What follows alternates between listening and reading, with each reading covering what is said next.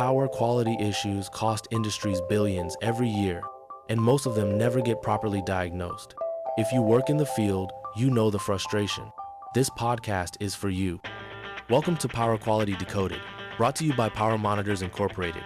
Find us at powermonitors.com. Let's dig in. Hello, everyone, and welcome to today's white paper webinar. Today we are here with David Horning to talk about using a tensor in a greenhouse. We're going to show you how you can get useful information from a plug-in-the-wall PQ monitor. So I'll turn this over to David. The tensor is a very good device for diagnosing electrical problems at the outlet, at the area at the customer level. And this white paper, several things were plugged into a tensor to show what a typical greenhouse type of things would be used. This is a small scale, the small backyard greenhouse, but it's the same kind of things you would have in a large greenhouse. You have different components in the greenhouse, and we showed each one plugged in for a specific time and showed the graphs in PQ Canvas where it was reporting. This greenhouse the tensor went through a Wi-Fi at the house and reported to PQ Canvas. And you can see the different types of at different times plugged into PQ Canvas.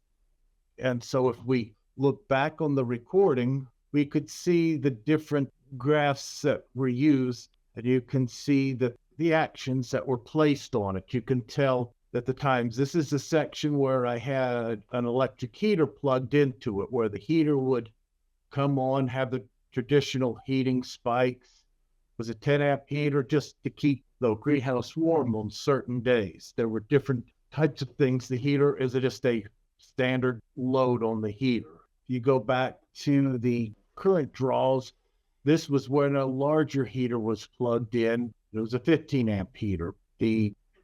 And there's had different things connected to it, like the exhaust fan, where the temperature gets above a certain temperature, the exhaust fan would come in. We had a circulating fan just to circulate the air. It was a standard flag. And we had a warming mat, but all the components you would have in a greenhouse.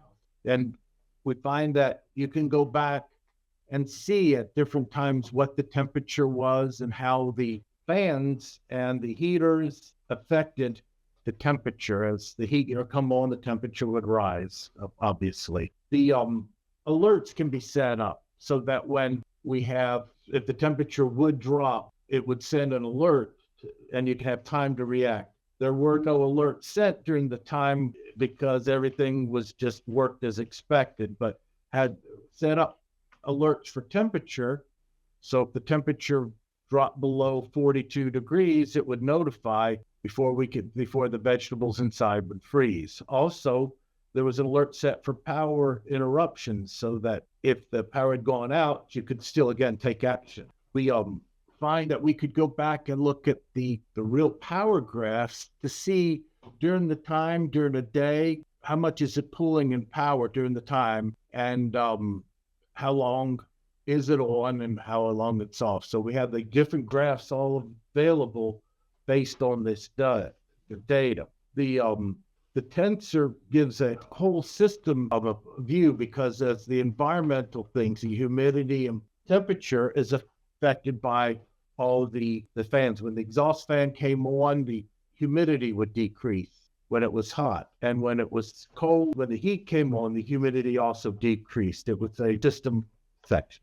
Yeah, and we can see that here if we go back to some of the figures where you're showing humidity and the other environmental factors. So here, in figure 6, for example, get back up to figure 6.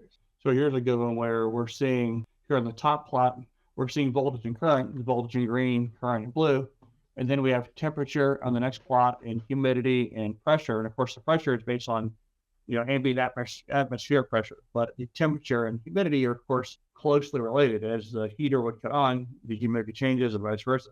And you can see those blue current spikes or current step changes. That's when the heater came on. And every time the heater cuts on, you see the bump in the temperature and the drop in humidity. And we're trying to control that in the greenhouse. And so the tensor is kind of the perfect tool for that because we're tracking the heater operation with the current, of course, tracking voltage quality, but also tracking temperature and humidity, which are key parameters in a greenhouse environment. And then we also see another example here, figure 3, where again, we have the same type of plot where we have temperature on the second to the top, and then humidity there, and the third from down from the top, and then atmospheric pressure and current in blue. And you can see when the heater turns on what that does to the temperature. This is the exhaust fan. The exhaust fan comes on. Sorry.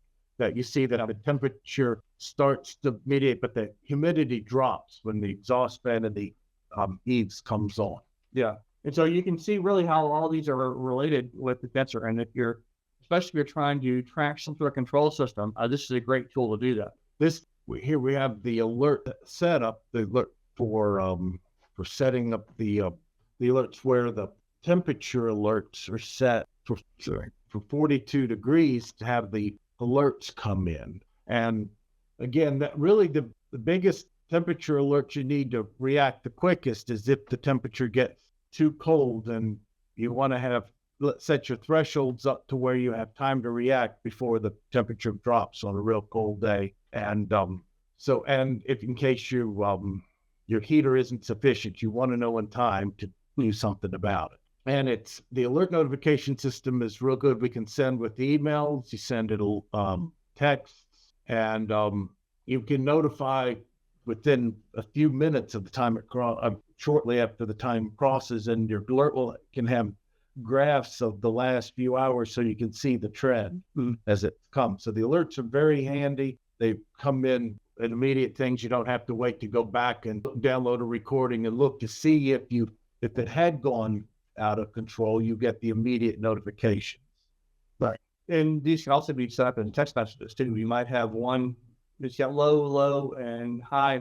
So you might set one alert based on some sort of operational thing you learn about, and then sort of a fail-safe of if it gets below or above a certain level, that's near catastrophic, and you want to rush in and take charge immediately.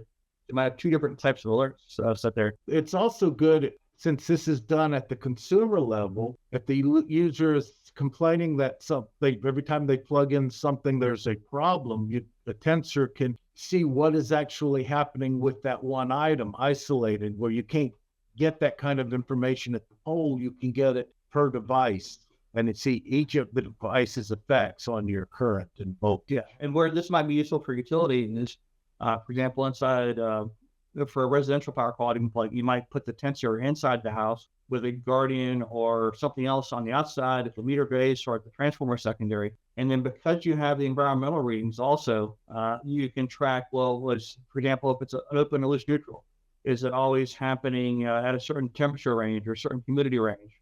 Some electrical effects are dependent on temperature and humidity, even things like insulators on a pole that may arc or might have corona discharge that's different based on air pressure or humidity. And the Tensor gives you a way to draw those correlations. If you see that you have, for example, voltage swings that tend to track with a certain temperature band or certain humidity band, the Tensor can help you figure that and determine that correlation, which can give you some clues as to the root cause. Well, that covers the white paper here. The paper is about using the Tensor in this greenhouse environment and really leveraging the environmental aspects of monitoring that it can do in the alerts. But again, in terms of the larger picture of utilities, there are surprising amount of power quality symptoms that do vary based on temperature and humidity. Having that information can help determine the root cause. If you have transients that are happening more often at a certain temperature or range, or a certain where the humidity is high, for example, that can help point towards what it might be on the primary side. Or if it's a loose neutral, that can be useful too. And of course, the Tensor without the environmental sensing is also just on its own. It's a useful way of tracking power quality past the revenue meter, especially if you're trying to demonstrate that there is a voltage quality issue, but it's inside the customer's own wire and not as delivered by the utility. So that can help in conjunction with a recording outside the meter base. The fact that the voltage looks different inside can be very helpful in closing PQ investigations. If you have a question later, or give us a call anytime at 1-800-646-4120. Thanks for tuning in, everyone. Everyone have a great afternoon.